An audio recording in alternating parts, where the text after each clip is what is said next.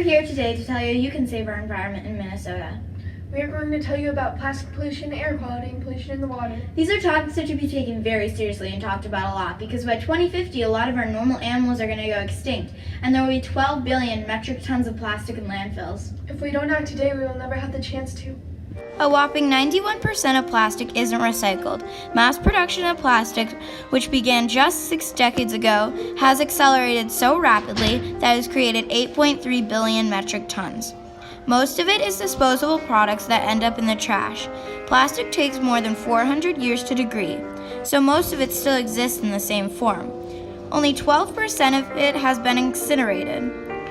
Of the 8.3 billion metric tons that has been produced, 6.3 billion metric tons has become plastic waste. Of that, only 9% has been recycled. If percent trends continue, by 2050 there will be 12 billion metric tons of plastic landfills. That amount is 35,000 times as heavy as the Empire State Building. Another way the earth is polluted is by gas exhaust from cars and trains. This can cause a lot of air pollution. Pollution causes air quality to be very poor. When the air quality is poor, it makes people more risky for respiratory diseases like asthma and bronchitis.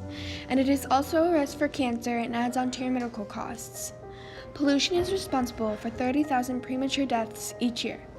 Pollution is caused by gas-powered vehicles like cars and trains.